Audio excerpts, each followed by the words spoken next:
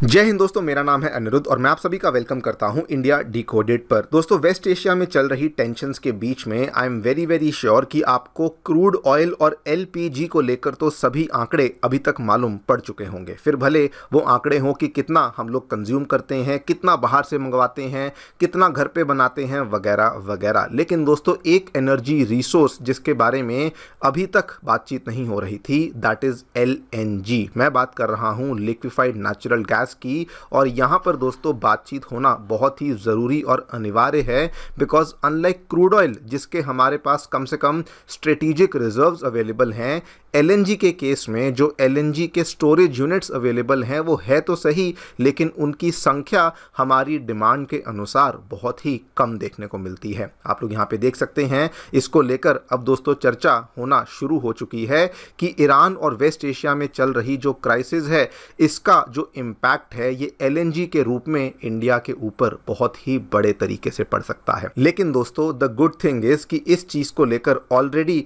Government के द्वारा कुछ स्टेप्स को लिया जाना शुरू कर दिया गया है और इनफैक्ट कनाडा की तरफ से भी एक बहुत ही शानदार ऑफर इस एलएनजी को लेकर हमें देखने मिल चुका है। आप लोग यहाँ पे देख सकते हैं, खबर दोस्तों आज मॉर्निंग में सामने आई है और ये वाला जो स्टेटमेंट है, ये जो हमारा पेट्रोलियम और नेचुरल गैस का रेगुलेटरी बोर्ड है PNGRB, वहां से स्टेटमेंट सामने आई है कि इंडिया इज नाउ एक्सप्लोरिंग कि अपने जो एलएनजी स्टोरेज यूनिट्स हैं उनकी स्टोरेज कैपेसिटी को एक्सपैंड किया जा सके, सो दैट आगे आने वाले फ्यूचर में अगर किसी प्रकार के सप्लाई शॉक्स होते हैं तो हमें कोई प्रॉब्लम यहाँ पे ना सहनी पड़े। आप यहाँ पे देख सकते हैं, खबर आज मॉर्निंग में सामने आई है। इसके साथ में इंडिया ने इमीडिएट लेवल पे एलएनजी की सप्लाई को इंश्योर करने के लिए एक कदम ये भी लिया है कि हमारी जानी मानी पीएसयू कंपनी गेल के द्वारा ओमान से एक स्पॉट एलएनजी कार्गो को खरीद लिया गया है। इसकी डिटेल्स भी सामने आ चुकी हैं। एंड दोस्तों, फाइनली कनाडा की तरफ से भी एक बहुत ही शानदार ऑफर दिया गया है। इनफैक्ट कनाडा ने अपने ऑफर में यह भी कहा है कि ना केवल आपको एलएनजी दे रहे हैं, बल्कि कनाडा अपनी पिच में कहता है कि हमारी तरफ से आने वाला जो एलएनजी है ये वर्ल्ड का लोवेस्ट कार्बन एलएनजी है, जिसको कि हम लोग रिलायबली प्रोड्यूस करते हैं, मतलब कि कंटिन्यूस सप्लाई रखते हैं, और जो कि एशिया और यूरोप की और भी मार्केट्स में जाता है, वो अब हम लोग आपको देने और सप्लाई करने के लिए तैयार हैं। इन सभी चीज़ों के बारे में हम लोग चर्चा करेंगे।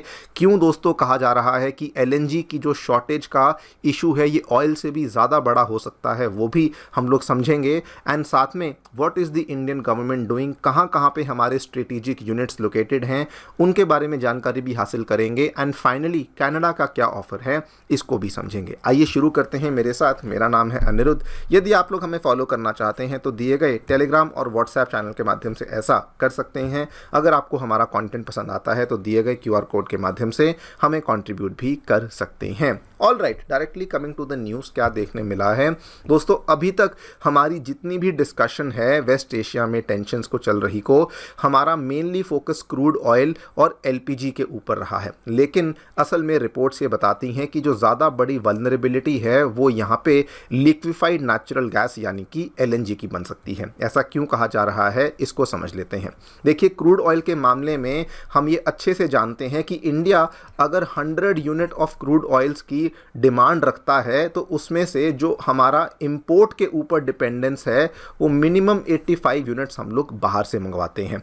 अगर मैं एलएनजी की बात करूं तो एलएनजी में अगर 100 यूनिट्स की हमारी रिक्वायरमेंट है, हमारी कंजम्पशन है, उसमें से जो इंपोर्ट के ऊपर डिपेंडेंस है वो 50 यूनिट्स के आसपास हम लोग इंपोर्ट्स के ऊपर डिपेंडेंट होते हैं। लेकिन यहाँ से ये जस्टिफाई नहीं होता कि एलएनजी की जो शॉर्टेज है वो ज़्यादा बढ़ सकती है। असल में जस्टिफाई कैसे होता है वो आपको समझाता हूँ। एलएनजी की जो सप्लाई है वो केवल कुछ ही कंट्रीज में कंसंट्रेटेड है। क्रूड ऑयल के केस में जो कि आपको मालूम होगा कि एक नहीं दो नहीं बल्कि दुनिया में कई सारी कंट्रीज हैं जो कि क्रूड ऑयल को बनाती हैं और एक्सपोर्ट भी करती हैं।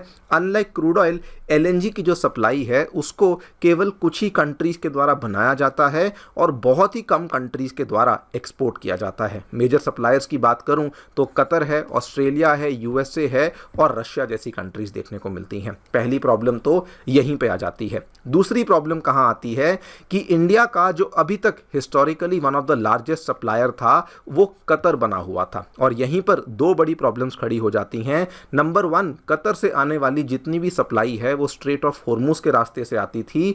इनफैक्ट आप ये मान के चलिए कि हमारा जो टोटल हम लोग यहाँ पे अगर 50 यूनिट्स की हमारी सप्लाई हम बाहर से लेते थे, इसमें से 40 यूनिट्स के आसपास हम लोग केवल स्ट्रेट ऑफ हॉर्मुज से लेते थे, जिसमें से मैक्सिमम जो हमारा इंपोर्ट है वो कतर से ही होता था। और इसीलिए एलएनजी की जो प्रॉब्लम है वो हमारे लिए और भी बड़ी बन जाती है। लेकिन this is not the only reason. LNG का जो इंफ्रास्ट्रक्चर है वो बहुत ही एक पर्टिकुलर टाइप का इंफ्रास्ट्रक्चर है, और ऐसा नहीं कि जहां चाहे जिस पोर्ट पे चाहे आप उसको इंपोर्ट कर सकते हैं। इसमें दोस्तों ऑब्वियसली एक्सपोर्ट करने वाली कंट्री भी एक स्पेशल इंफ्रास्ट्रक्चर और इक्विपमेंट्स के माध्यम से एक्सपोर्ट करती है, लेकिन इंपोर्ट करने वाली कंट्री के टर्मिनल्स पर भी हमें रीगैसिफिकेशन की जो सुविधा है ये होनी बहुत ज़रूरी है। और इंडिया में ये जो रीगैसिफिकेशन की सुविधा है ये केवल हमें लिमिटेड टर्मिनल्स पे देखने को मिलती है, जैसे कि दहेज हुआ गुजरात में, हजीरा हुआ गुजरात में, कोची हुआ, एन्नोर हुआ,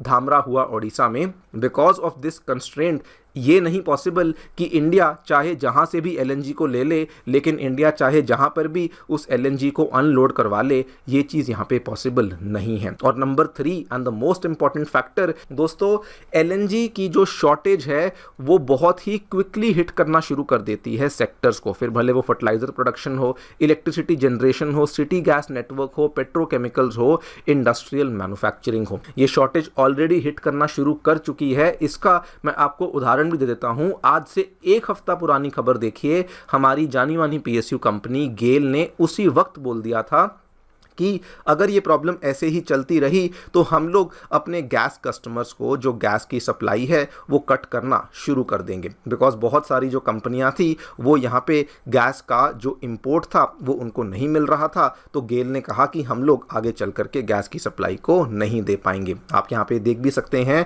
डिस्ट्रप्शंस ऑलरेडी होना शुरू भी हो चुकी हैं। इनफैक्ट आपको एब्सोल्यूट नंबर से भी समझ आ जाएगा कि हमारा एलएनजी का जो प्रॉब्लम है वो कितना बड़ा है।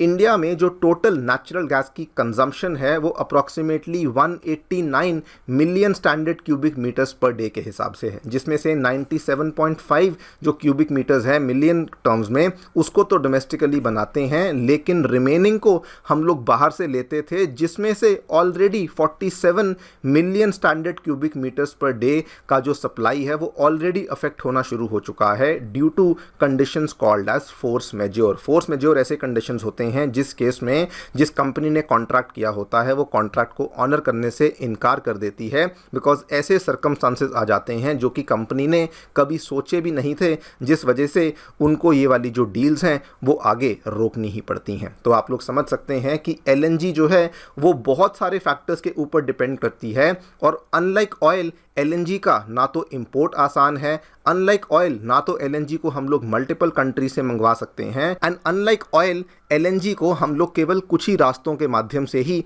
इंडिया में मंगवा सकते थे। नाउ क्वेश्चन ये आता है कि अगर इतनी सारी यहाँ पे लिमिटेशंस हैं, इतने सारे इश्यूज हैं, तो गवर्नमेंट इस चीज़ को लेकर आखिरकार क्या कर रही है। दोस्तों यहाँ पर हमारा जो PNGRB petroleum and natural gas regulatory board है उसके एक मेंबर हैं मिस्टर AK तिवारी। उनके द्वारा यहाँ पे स्टेटमेंट दिया गया है कि इस पूरी की पूरी क्राइसिस सिचुएशन को, इस पूरी की पूरी टेंशंस वाली सिचुएशन को गवर्नमेंट एक अपॉर्चुनिटी की तरह देख रही है, और इसी अपॉर्चुनिटी में हमारा जो सोच विचार चल रहा है वो ये है कि इंडिया में जो करंट कैपेसिटी है एलएनजी के स्टोरेज की, हम लोग उसको इंक्रीज करना चाहते हैं। एलएनजी स्टोरेज की कैपेसिटी के बारे में आपको बता दूं, ये पूरा का पूरा टेबल आपके सामने है। दहेज एलएनजी टर्मिनल, हजीरा, कोची, धामरा, एन्नोर, जयगढ़ हुआ, दाभोल हुआ, मुंद्रा हुआ, ये सारे के सारे टर्मिनल्स में इतनी कैपेसिटी हमें यहाँ पे देखने को मिल जाती है। ये नंबर्स अगर आप देखना चाहते हैं देख सकते हैं, लेकिन ये सारी कैलकुलेशन बैकएंड पे मैंने करी, एंड बेसिकली अगर आपको मैं सिंपल शब्दों में बताऊं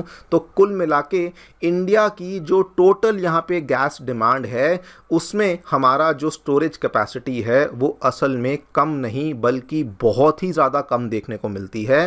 एंड ओवरऑल जो हमारी गैस डिमांड के हिसाब से हमारा जो यहाँ पे स्टोरेज कैपेसिटी जो अवेलेबिलिटी है वो केवल और केवल 10 दिन की ही अवेलेबिलिटी देखने को मिल जाती है। Now the good thing is कि गवर्नमेंट यहाँ पर कोशिश कर रही है कि हम लोग इस चीज़ की कैपेसिटी को बढ़ाना चाहते हैं, और ये विचार पहली बार नहीं, ये विचार पहले भी आ चुका है।